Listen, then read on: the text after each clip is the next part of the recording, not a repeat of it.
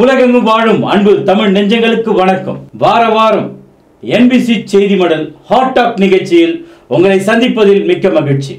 அன்பு நேயர்களே, உலகளாவிய தமிழ் உறவுகளே, உங்களை இந்த நேர்காணல் வாயிலாக புத்தம்புது கேள்விகளையும் வேதத்திலிருந்து பதில்களையும் அறிந்து கொள்வதில் நானும் மகிழ்ச்சி அடைகிறேன்.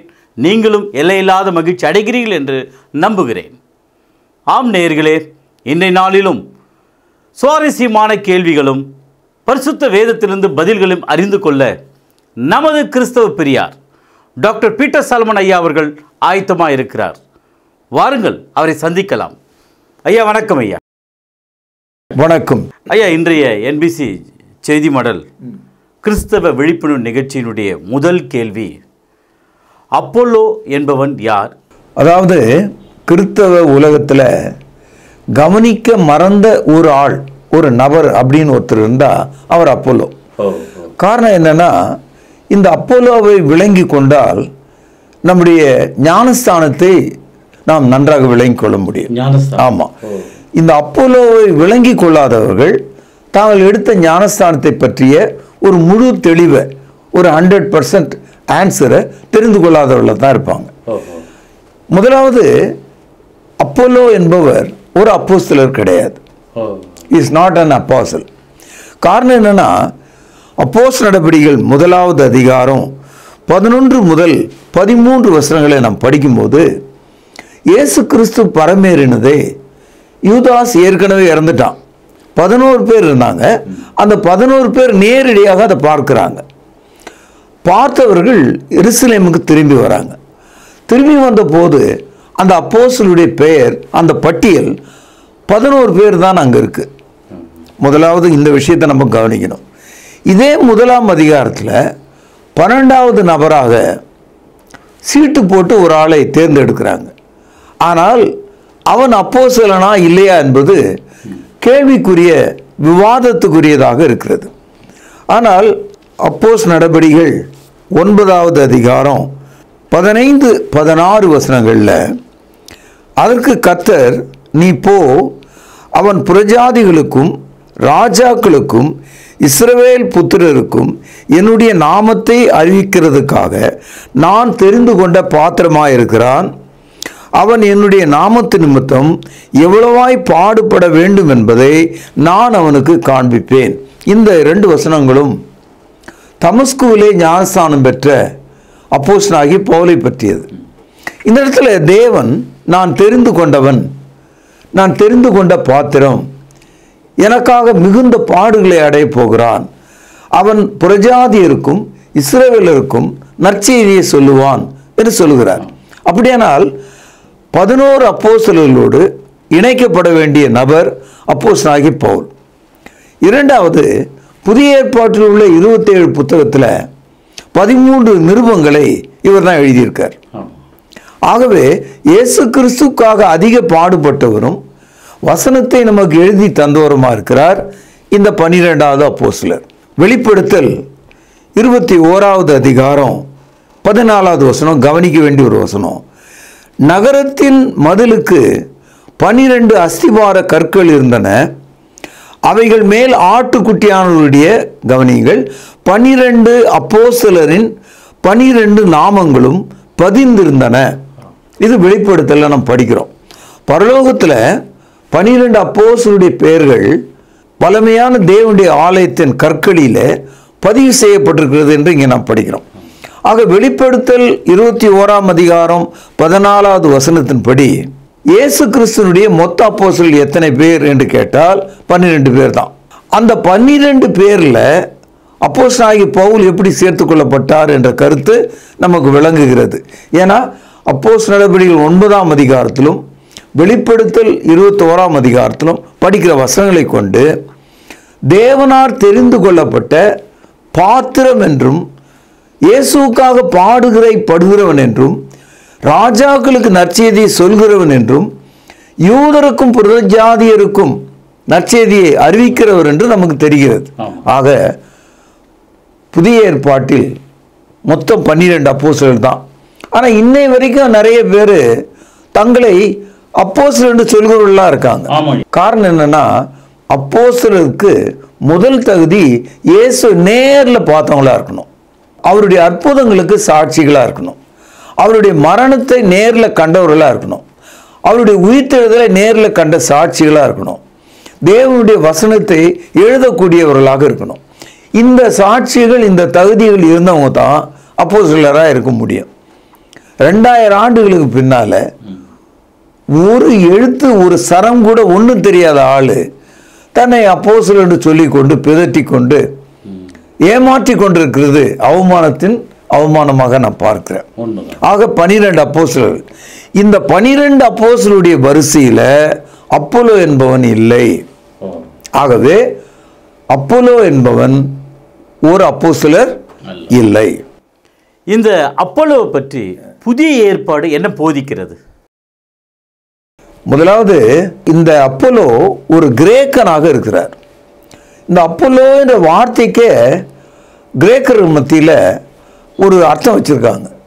அதாவது அற்புதம், மிரக்கல் என்ற அர்த்தத்தை உடைய பெயராக இருக்கிறது.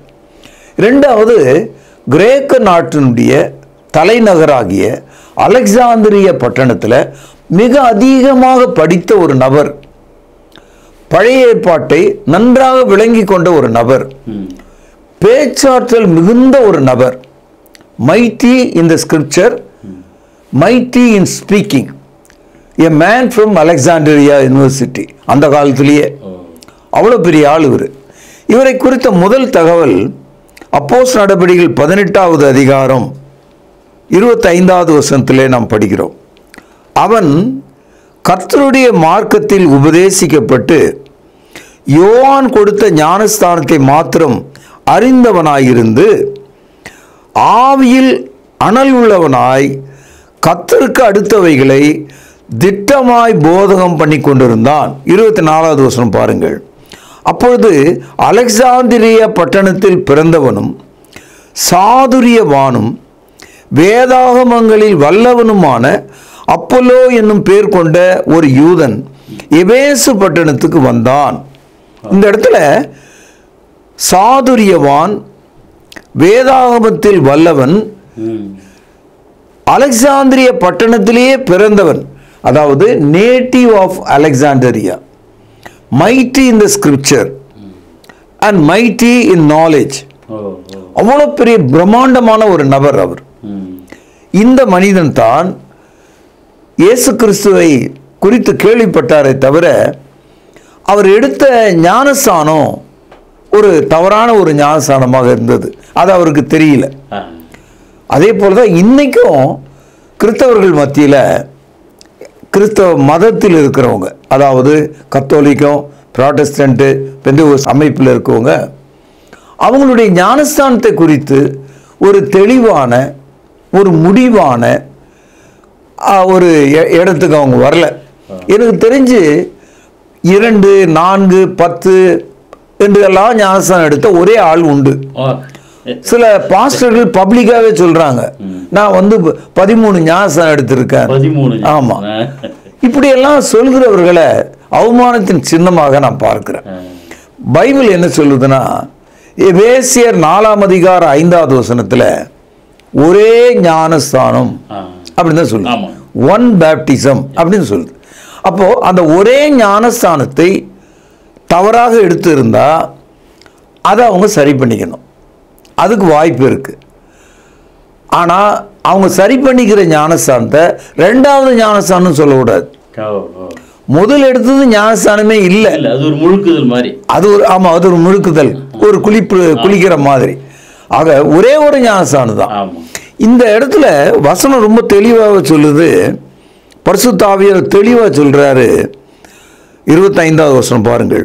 அவன் கர்த்தருடைய மார்க்கத்தில் உபதேசிக்கப்பட்டு, கவனிங்கள், யோவான் கொடுத்த ஞானஸ்தானத்தை மாத்திரம் அறிந்தவனாயிருந்து ஆவியிலே அனல் உள்ளவனாய் கர்த்தருக்கு அடுத்தவைகளை திட்டமாய் போதித்து கொண்டு வந்தான். அது என்னன்னு புரியல. இந்த இடத்துல ஆவியில் அனல் உள்ளவனாய், திட்டமாய், இந்த கருத்துக்கள்லாம் ஒரு காலம் அவனுடைய மனநிலையும் உடல்நிலையும் சமுதாயத்தில் அவனுக்கு இருந்த பேரும் புகழும் இருந்ததுனால ஐயா சொல்றதெல்லாம் கரெக்டா இருக்கும் அப்படின்னு மக்கள் நினைக்கிறாங்க. இப்போ இன்னைக்கு நட்சத்திர போதர்கள் தொலைக்காட்சிகள்லையும் மற்ற மேடைகள்லாம் வராங்களே, அவங்க சொல்றதெல்லாம் கரெக்டா இருக்கும் தான் எல்லாரும் நினைச்சிட்டு இருக்காங்க. அதே மாதிரி தான் mighty in the scripture, mighty in knowledge, A mighty popular man. ஆக எபேசில் உள்ள மக்களும் கூட அவன் சொல்வது சரிதான் என்று நினைச்சு கொண்டிருந்தாங்க. அந்த இடத்துல ஆக்கிலா பிரிஸ்கிலால்னு ஹஸ்பண்ட் அண்ட் ஒய்ஃப், ஆக்கிலா ஆண், பிரிஸ்கிலா பெண். இன்னைக்கும் கிறிஸ்தவர்கள் மத்தியில் ஆக்கிலா பிரிஸ்கிலான்ற பேர் இருக்குது, நீங்க பார்க்கலாம். இந்த ரெண்டு பேரும் இந்த ஆள் பிரசங்கிக்கிறத நல்லா கவனிச்சாங்க. நல்லாவே சொல்றாரு ஐயா, ஆனா ஏதோ ஒரு அழுகல் இருக்க, மாம்பழம் நல்லா இருக்கு ஆனா அழுகல் இருக்க, என்ன பிரச்சனை? அவரை அப்படியே மெதுவா வெளியே கூட்டிட்டு வந்து அவர்கிட்ட சத்தியத்தை சொன்னாங்க. பாருங்க, அந்த மனிதன் எவ்வளவு நல்ல மனிதனா இருந்தா, கர்வம் இல்லாம, பெருமை இல்லாம, எல்லாம் எனக்கு தெரியும் போ அப்படின்னு சொல்லாம, இன்னைக்கு காலஞ்சென்ற நம்ம ஆள் தெரியும் உங்களுக்கு, அவருடைய பிள்ளை பேரெல்லாம் இன்னைக்கும் நாடகம் ஆடிட்டு இருக்காங்க. இவங்க எல்லாமே இன்ன வரைக்கும் புதிய ஏற்பாடு ஞானஸ்தானத்தை பெறாத ஆளுங்க. பெரும்பாலும் பெரிய ஆளுங்க ஞானஸ்தான விஷயத்துல தவறாகவே இருக்காங்க. அதாவது பில்டிங் ஸ்ட்ராங், பேஸ்மெண்ட் வீக், அந்த கதை தான். ஞானஸ்தானம் தவறா இருந்தா விசுவாசம் தவறா தான் இருக்கும். ஞானஸ்தானம் தவறா இருந்தா தொழுகை தவறாக தான் இருக்கும். ஞானஸ்தானம் தவறா இருந்தா அவருடைய எதிர்காலமும் தவறா தான் இருக்கும். If baptism wrong, everything is wrong in Christianity. அதான் ஃபவுண்டேஷனே. அப்போ ஆக்கிலா பிரிஸ்கிலா அவர்களை தனியாக கூட்டிட்டு வந்து அவருக்கு இதை விளக்குறாங்க. ஐயா, நீங்க போதிக்கிறது சில விஷயங்கள்லாம் கரெக்டா இருக்கு, ஆனா நீங்க டீச் பண்ற பேப்டிசம் ரொம்ப தப்பு ஐயா. அப்போ அவர் சொன்னாரு, இல்லைங்களே நான் யோவான் கொடுத்த ஞானஸ்தானத்தை அப்படியே ஃபாலோ பண்றேனே அப்படின்னு அவங்க சொன்னாங்க.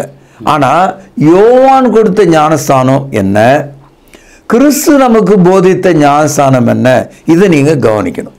கிறிஸ்தவர்கள் இதை கவனிக்கிறது இல்லை. யோவான் கொடுத்த ஞானஸ்தானம் மனம் திரும்புதலுக்காக, baptism of John the Baptist only for repentance, the baptism of Christ for remission of sin. யோவான் ஸ்நானகன் கொடுத்த ஞானஸ்தானம் மனம் திரும்புதலுக்காக, இதை நீங்கள் கவனிக்கணும். இயேசு கிறிஸ்து நமக்கு கொடுத்த ஞானஸ்தானம் பாவ மன்னிப்பிற்காக. யோவான் ஸ்நானகன் கொடுத்த ஞானஸ்தானத்துல பரிசுத்த ஆவி இல்ல. இயேசு கிறிஸ்து நமக்கு போதித்த ஞானஸ்தானத்துல பரிசுத்த ஆவியானவர் வாக்களிக்கப்பட்டிருக்கிறார். இதை நம்ம கவனிக்கணும். பாருங்கள், இதே புத்தகத்துல அப்போஸ்தலர் நடபடிகள் 19ஆம் அதிகாரம் 4வது வசனம் பாருங்கள். அப்பொழுது பவுல், யோவான் தனக்கு பின் வருகிறவராகிய கிறிஸ்து இயேசுவிலே விசுவாசியா இருக்க வேண்டும் என்று ஜனங்களுக்கு சொல்லி மனம் திரும்புதலுக்கு ஏற்ற ஞானஸ்தானத்தை கொடுத்தானே. அப்போ யோவான் கொடுத்த ஞானஸ்தானம் மனம் திரும்புதலுக்காக. இதே கருத்தை மத்தேயு 3ஆம் அதிகாரம் 11வது வசனத்தில் நம்ம படிக்கிறோம். ஆக யோவான் அறிமுகப்படுத்தின ஞானஸ்தானம் மனிதனை மனம் திரும்புவதற்கு மட்டும்தான் உதவி செய்யுது.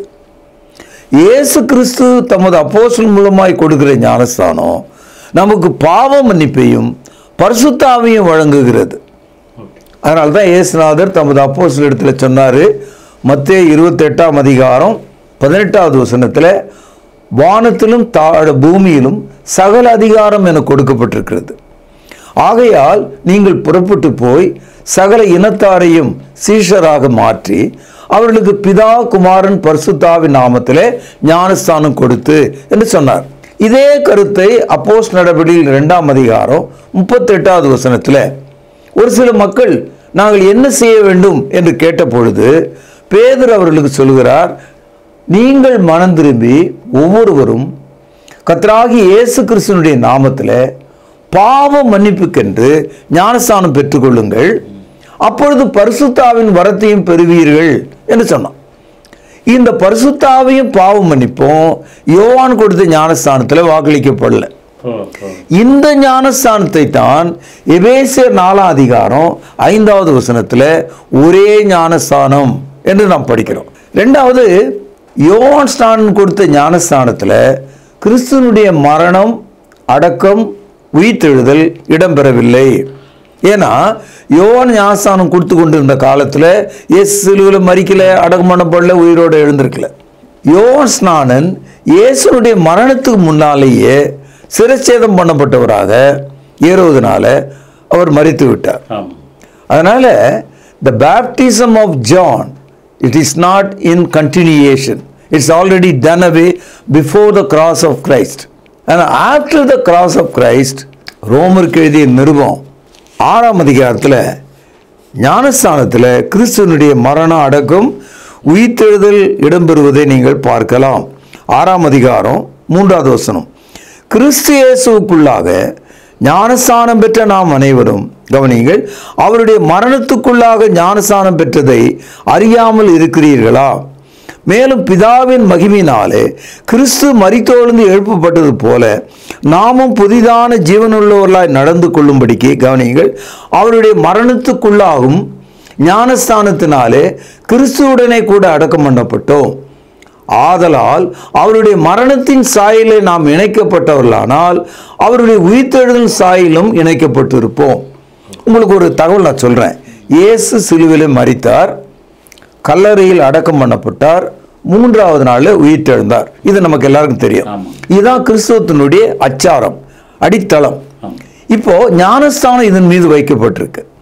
பாவியாகிய ஒரு மனிதன் ஞானஸ்தானத்தில் கிறிஸ்துவனுடைய கட்டளையின்படி தண்ணீரில் அவன் முழுகும்போது கிறிஸ்துவோடு அடக்கம் பண்ணப்படுறான். தண்ணீரிலிருந்து எழுந்திருக்கும் போது கல்லையிலிருந்து எழுந்த இயேசுவை போல அவருடைய உயிர்த்தெழுதலை இணைக்கப்பட்டிருக்கிறான். பாவத்துக்காக அவன் மனம் திரும்பும் போது கிறிஸ்துவுடனே அவன் மரித்தவனாக இருக்கிறான். ஆக டெத், பரியல், ரிசரக்ஷன் அது அப்படியே அந்த ஞானஸ்தானத்துக்குள்ள தொடர்கிறது. இந்த கருத்து, இந்த போதனை யோவான் ஸ்நானகனுடைய போதனையில் இல்லை. அடுத்தது இன்னொரு சின்ன கிளாரிஃபிகேஷன். புதிய ஏற்பாட்டில் 2 யோவான் இருக்கார். ஒருத்தர் ஞானஸ்தானத்தை கொடுத்து கொண்டிருந்த யோவான். அந்த யோவானை புதிய ஏற்பாடு எப்படி கையாளுதுன்னா, அவன் ஞானஸ்தானம் கொடுத்துக்கிட்டே இருந்ததுனால ஞானஸ்தானத்தை அவன் பேரோடு ஒட்டிட்டாங்க. அதனால யோவான் ஸ்நானன், ஸ்நானன்னா பேப்டைசர்னு அர்த்தம். ஆக இயேசு கிறிஸ்துக்கு முன்னால் ஞானஸ்தானம் கொடுத்த ஆளாக இருந்ததுனால அவனுக்கு ஒரு புனை பெயரை போல யோவான் ஸ்நானன் அப்படின்னு ஆயிடுது. அப்போஸ்தலனாக யோவான் ஒரு ஆள் இருக்கார். அதனால் யோவான் என்ற வார்த்தை ஒரு பொது பெயராக இருந்தது முதல் நூற்றாண்டு காலத்தில். ஆனால் ரொம்ப கிளாரிட்டியாக நம்ம கவனிக்கணும்னா, ஜான் த பேப்டிஸ்ட் என்ற ஒரு ஆள் வேற, ஜான் த அப்பாசல் என்ற ஆள் வேற. இந்த அப்போலோ புதிய ஏற்பாட்டின் இயேசு கட்டளையிட்ட பாவமன்னிப்பு ஞானஸ்தானத்தை பெற்றார் ஐயா. கண்டிப்பாக. அதனால்தான் அப்போஸ்தலர் நடபடிகள் 18வது அதிகாரத்திலேயே நாம் பார்க்கிறோம். 26வது வசனத்தில், அவன் ஜெபாலயத்திலே தைரியமாய் பேச தொடங்கின போது ஆக்கிலாவும் பிரிஸ்கில்லாவும் அவன் பேசுகிறதை கேட்டு அவனை சேர்த்து கொண்டு தேவனுடைய மார்க்கத்தை அவனுக்கு திட்டமாய் விவரித்து காண்பித்தார்கள். இது வரைக்கும் ஒரு தகவல் கிடைக்குது.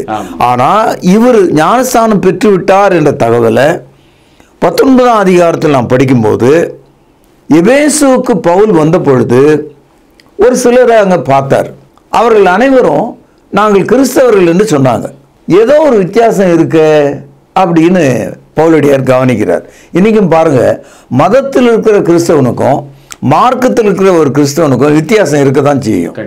அது உபதேச வித்தியாசமாக தான் இருக்கு. நீங்க பாருங்க, அப்போஸ்தலர் நடபடிகள் 19:2 வசனம், பவுலடியார் ஒரு ஞானமான ஒரு கருத்தை அவங்க முன்னால் வைக்கிறார். நீங்கள் விசுவாசிகளான போது பரிசுத்த ஆவியை பெற்றீர்களா என்று கேட்டான். ஏன்னா யோவான் கொடுத்த ஞானஸ்தானத்தில் பரிசுத்த ஆவி வாக்குத்தத்தம் இல்லை. நீங்கள் விசுவாசிகளான போது பரிசுத்த ஆவியை பெற்றீர்களா என்று கேட்டான். அதற்கு அவர்கள், கவனிங்க, ஆச்சரியமான பதில், பரிசுத்த ஆவி உண்டு என்பதை நாங்கள் கேள்விப்படவே இல்லை என்றார்கள். இங்கதான் கிளிக் ஆச்சு, பிரச்சனைக்குள்ள அவங்க வந்தாங்க. நிச்சயமாக அந்த இடத்துல அப்போலோ இருந்திருப்பார். பவுல் என்ன சொல்கிறார் என்று கவனிங்க. 3வது வசனம், அப்பொழுது அவன், அப்படியானால் நீங்கள் எந்த ஞானஸ்தானத்தை பெற்றீர்கள் என்றான். அதற்கு அவர்கள் யோவான் கொடுத்த ஞானஸ்தானம் பெற்றோம் என்றார்கள். இன்னை வரைக்கும் கிறிஸ்தவர்கள் மத்தியில் இந்த ஞானஸ்தான உபதேசம் இன்னை வரைக்கும் பிரச்சனையாக தான் இருக்கு. எல்லா சர்ச்சிலையும் எல்லா உபதேசக்காரர்கள் மத்தியிலும் நியரஸ்ட் பாயிண்ட்டுக்கு தான், ஆன்சருக்கு தான் அவங்க வருவாங்க. ஞானஸ்தானத்தை பொறுத்த விஷயத்தில் பெரிய பிஷப்ல இருந்து பெரிய நட்சத்திர போதர்லேருந்து ஞானஸ்தானம் தப்பாக பெற்ற ஆளுங்க தான். அவங்களால் தைரியமாக இயேசு கிறிஸ்துனுடைய வார்த்தையின்படி பாவ மன்னிப்புக்கென்று கிறிஸ்துனுடைய மரணம் அடக்கம் உயிர்த்தெழுதல்ல நான் ஞானஸ்தானம் பெற்றேன்னு அவங்களுக்கு தெளிவாக சொல்ல முடியாது. சொல்ல முடியாதனால்தான் நீங்கள் உங்களுக்கு பக்கத்தில் நல்ல பைபிள் படி நடக்கிற சபை ஏதாவது இருந்தால் அங்கே போய் சேர்ந்துங்க அப்படின்னா இந்த பெரிய ஆட்கள்லாம் சொல்கிறாங்க. அப்போது பைபிள் படி நடக்கிற சபைன்னு சொல்கிற ஒரு ஆள் பைபிள் படி சொல்கிற சபையில் கொடுக்குற ஞானஸ்தானத்தை அவங்க சொல்ல முடியாது. ஏன்னா இவரே எடுக்கல அதை. அங்கே ஒருத்தர் பார்த்து அவரை கேட்டாங்க, அந்த காலஞ்சென்ற போதகரை பார்த்து, அப்போ எங்கள் பக்கத்தில் ஒரு பெரிய கேத்தலிக் சர்ச் இருக்கியான்னு. அங்கே மட்டும் போகாத இவர் சொல்கிறார். அப்போ இதுலேருந்து என்ன தெரியுதுன்னா ஒரு ஊழல் அவர்களுக்குள்ளும் இருக்கு, மற்றவங்களுக்குள்ளும் இருக்கு, தெளிவில்லாமல் இருக்காங்க. அதான் நான் சொல்லுவேனே, ஒருவருடைய ஞானஸ்தானம் தவறாக இருக்குமானால் அவருடைய அஸ்திவாரம் முழுதும் தவறு, அவருடைய நம்பிக்கை தவறு, விசுவாசம் தவறு, கர்த்தருடைய பந்தி தவறா போச்சு. ஒருவனுடைய பிறப்பு தவறா இருந்தால் வளர்ப்பு தவறா இருக்கும். புரியுதுங்களா? ஒருவனுடைய பிறப்பு தவறா இருந்தா அவனுடைய வளர்ப்பு மட்டும் எப்படி சரியா இருக்க முடியும்? அப்போ இந்த கேள்வியை கேட்கிறார். ஏன்னா கிறிஸ்துவனுடைய ஞானஸ்தானத்தில் பரிசுத்த ஆவியானவர் வாக்களிக்கப்பட்டிருக்கார். இந்த சிக்கலான ஒரு கேள்வி கேட்டோம்னா அவனை மாட்டிட்டானுங்க. அவங்க என்ன சொல்றாங்க, நாங்க பரிசுத்த ஆவி குறித்து கேள்விப்பட்டதே இல்லை. இப்போ பவுலடியார் அவங்களுக்கு பதில் சொல்றார் பாருங்கள். அப்பொழுது அவன், அப்படியானால் நீங்கள் எந்த ஞானஸ்தானம் பெற்றீர்கள் என்றான். அப்போ அந்த ஞானஸ்தான குழப்பம் முதல் நூற்றாண்டு காலத்திலே துவங்கிடுச்சு. இன்னே வரைக்கும் எல்லா சபைகளும் இந்த பிரச்சனை இருக்கு. அதற்கு அவர்கள் யோவான் கொடுத்த ஞானஸ்தானம் பெற்றோம் என்றார்கள். கரெக்டா சொல்லிட்டாங்க. அப்போ யோவான் கொடுத்ததும் தண்ணியில தான் ஞானஸ்தானம், இயேசு கிறிஸ்து கொடுத்ததும் தண்ணியில தான் ஞானஸ்தானம், எல்லாம் ஒன்று தானே அப்படின்னு இந்த குழப்பவாதிகள் சொல்றாங்க. ஆனா அது கிறிஸ்துவனுடைய கட்டளை இல்லை, கிறிஸ்துவனுடைய அதிகாரத்தின் கீழ் இல்லை, அது கிறிஸ்துவனுடைய வார்த்தையின் கீழ் இல்லை, அது புதிய ஏற்பாட்டின் உடன்படிக்கையின் வார்த்தை அல்ல என்பதை புரிஞ்சிக்கவே இல்லை. அப்போதான் அவர் சொல்றாரு 4வது வசனத்துல, அப்பொழுது பவுல் யோவான் தனக்கு பின்வருகிறவராகிய கிறிஸ்து இயேசுவிலே விசுவாசியா இருக்க வேண்டும் என்று ஜனங்களுக்கு சொல்லி, கவனிங்கள், மனம் திரும்புதலுக்கு ஏற்ற ஞானஸ்தானத்தை கொடுத்தானே என்றான். கிளியர் பண்ணார். அதாவது யோவான் ஸ்நானன் கொடுத்த ஞானஸ்தானம் ஒன்லி ஃபார் ரிப்பென்டன்ஸ், மனம் திரும்புதலுக்காக. அப்படியே கிறிஸ்து கொடுக்கும் ஞானஸ்தானம் வேற அப்படின்னு சொன்ன உடனே பாருங்கள், அதை கேட்டபோது அவர்கள் கர்த்தராகிய இயேசு நாமத்திலே ஞானஸ்தானம் பெற்றார்கள். தங்களை கரெக்ட் பண்ணிக்கிட்டாங்க. நிறைய பேர் என்கிட்ட கேட்குறாங்க, ஐயா இப்போ கரெக்ட் சரியான ஞானஸ்தானம் என்னன்னு எங்களுக்கு தெரியுது, ஆனால் 2வது ஞானஸ்தானம் எப்படி நம்ம எடுக்க முடியும், இது ஒரு குழப்பமாச்சு அப்படின்றாங்க.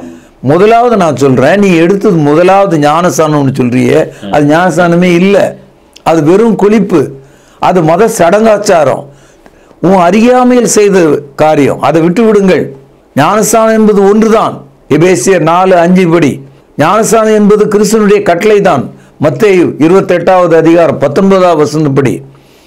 ஆனால் அந்த ஒரு ஞானஸ்தானத்தை பாவத்தை உணர்ந்து மனம் திரும்பி விசுவாசிக்கிற ஒரு மனிதன் எந்த காலத்திலும் பெற்றுக்கொள்ளலாம்.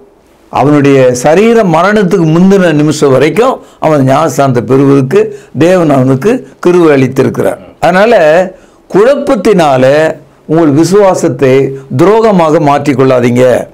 ஏதோ தெரியாம எடுத்துட்டேன், ஏதோ அந்த காலத்தில் சொன்னாங்க அதை எடுத்துக்கிட்டேன், அது போட்டோம், நான் இப்போ நல்ல விசுவாசியாச்சே, நான் அபிஷேகம் பெற்றிருக்கேனே, நான் போதகராச்சேன், ஊருக்கெல்லாம் சொல்றேன் இல்ல, இப்போ போய் ஞாபகம் எடுத்தா அவன் என்ன சொல்லுவான் நம்மள, இப்படியே யோசித்து போறாங்க. இவங்களுக்காகத்தான் அப்போலோ என்பவர் ஒரு மாதிரியா இருக்கார். வேதாகமத்தில் வல்லமனும் ஞானம் உடையவனும் அலெக்சாந்திரியா பட்டணத்தில் பிறந்து வளர்ந்து படித்தவனும் பவுலப்போஸ்தலனுக்கு நிகரான ஒரு மனிதன் இவன். அப்பேற்பட்ட மனுஷன் கூட ஒரு சாதாரணமான கணவன் மனைவி சொன்ன அந்த செய்தியை கேட்டு புரிஞ்சுக்கிட்டார். எவ்வளவு பிரபலமான ஒரு நபரா இருந்தாலும் அந்த ஒரு ஞானத்தை சரியா பெறணும், நல்லா பெற்றுக்கிட்டார். அதனால யோவான் கொடுத்த அந்த ஞானஸ்தானத்தை விட்டு அவர் சரியான ஞானஸ்தானத்துக்கு இந்த அப்போலோ என்பவர் திரும்புகிறார். ஐயா, இன்னொரு கேள்வி ஐயா, பவுல் ஏன் ஐயா இவர் தமக்கு சமமான தோழரா கருதுறாரு? காரணம் என்னன்னா, பவுலுடைய காலத்தில் சமகாலத்தில் பவுலுக்குரிய வேத அறிவை உடைய ஒரு மனிதனாக அப்போலோ இருக்கார். அது மட்டும் இல்லை, ரோம மொழி, இத்தாலிய மொழி, கிரேக்க மொழி, யூதர்களுடைய மொழியாகிய ஹீப்ரு மொழி, இதையெல்லாம் நன்றாக தெரிந்த ஒருவராக இருக்கிறார் அப்போலோ. அப்போலோவுக்கு பேப்டிச இஷ்யூ ஒன்று தான் பிரச்சனையாக இருந்தது. மற்ற எல்லா விஷயத்திலும் ஒரு கரெக்டான மனிதனாக இருந்தார். இதை கண்டு வியந்த அப்போஸ்தலனாகிய பவுல் தனக்கு ஒரு இணையான நபராக, தோழனாக அவரை பார்க்கிறார். பாருங்க, 1 கொரிந்தியர் 1:12 பாருங்கள். உங்களில் சிலர் நான் பவுலை சேர்ந்தவன் என்றும் அப்போலோவை சேர்ந்தவன் என்றும் கேபாவை சேர்ந்தவன் என்றும் நான் கிறிஸ்துவை சேர்ந்தவன் என்றும் சொல்லுகிறபடியால் நான் இப்படி சொல்லுகிறேன். காரணம், அப்போஸ்தலனாகிய பவுல் வாழ்ந்த காலத்தில் பேதுரு ஊழியம் செய்கிறார். அப்போஸ்தலனாகிய பவுலும் பேதுரும் ஊழியம் செய்த காலத்தில் அப்போலோவும் ஊழியம் செய்ய வந்துட்டார். அதனால மக்கள் என்ன செய்கிறாங்க, யாருக்கு ஞானஸ்தானம் கொடுத்தாங்களோ அவங்கள பின்பற்றவங்கள மாறினாங்க. பவுலடியார் சொல்றார், அப்படி இல்லை, நாங்கள் அனைவரும் கர்த்தருடைய வேலை செய்கிற வேலைக்காரர்கள். நீங்கள் இயேசு கிறிஸ்து நாமத்தில் தான் ஞானஸ்தானம் பெற்றீங்க, கிறிஸ்து பிரிந்திருக்கவில்லை. ஆகவே நீங்க இதை விளங்கிங்க. 1 கொரிந்தியர் 4:6 ரொம்ப முக்கியமான ஒரு வசனம். இங்கேயும் அப்போலோவை குறித்து அப்போஸ்தலனாகிய பவுல் ஒரு சிறப்பான கருத்தை சொல்றார். பாருங்க, சகோதரரே, எழுதப்பட்டதற்கு மிஞ்சி எண்ண வேண்டாம் என்று நீங்கள் எங்களாலே கற்றுக்கொள்ளவும். இந்த வசனத்தில் எழுதப்பட்டதற்கு மிஞ்சி அப்படின்றது என்னன்னா, புதிய ஏற்பாட்டை சொல்றார். புதிய ஏற்பாட்டில் 27 புத்தகம் இருக்கு. எழுதப்பட்டதற்கு மிஞ்சினா அதிகமாக, கூடுதலாக நீ எண்ணாத, டு நாட் திங்க் பியாண்ட், யோசனையே கூடாதுன்றார். கிறிஸ்துனுடைய வார்த்தையை தாண்டி நீ வெளியே போகக்கூடாதுன்றார். அதுக்கு ஒரு உதாரணமா சொல்றாரு, நீங்கள் எங்களால் கற்றுக்கொள்ளவும் ஒருவனும் மற்றொரு நிமித்தம் விரோதமாக இருமாப்படையாதிருக்கவும். இந்த போதகர்கள் மத்தியில் பயங்கர இருமாப்பு, எனக்கு எல்லாம் தெரியும் அவனுக்கு தெரியாது, கர்த்தர் நேரா என்கிட்ட சொல்லியிருக்கார், இப்படி சொல்ற ஆளுங்க. இருமாப்பு அடையாதிருக்கவும் நான் உங்கள் நிமித்தமும் என்னையும், கவனிங்க, அப்போலோவையும் திருஷ்டாந்தமாக இவைகளை எழுதினேன். திருஷ்டாந்தம் என்று சொன்னால் ஆங்கிலத்தில் எவிடன்ஸ், ப்ரூஃப். ஆக முதல் நூற்றாண்டு காலத்தில் அப்போலோ என்பவர் தவறான ஞானஸ்தானத்திலிருந்து சரியான ஞானஸ்தானத்துக்கு திரும்பின ஒரு நபராக இருக்கிறார். அந்த திரும்பின மனிதன் தேவ வசனத்தின் கீழே, எழுதப்பட்ட வசனத்தின் கீழே மிஞ்சி எண்ணக்கூடாத சத்தியத்தின்படி நடக்கிற ஒருவராக இருக்கிறார். ஆகவே தான் பவுலும் அப்போலோவும் விசுவாச விஷயத்தில், கர்த்தருடைய ஊழிய விஷயத்தில் நல்ல தோழர்களாக இருந்தாங்க. அதனால இந்த நாளில் நாம் அப்போலோவை தெரிந்து கொண்டால் நம்மை நாம் தெரிந்து கொள்ள முடியும், நம்முடைய ஞானஸ்தானத்தை நாம் தெரிந்து கொள்ள முடியும். பவுல் அப்போஸ்தலர் தன்னுடைய கடைசி காலம் வரைக்கும் இந்த அப்போலோவை மனசில் வச்சிருக்கார்.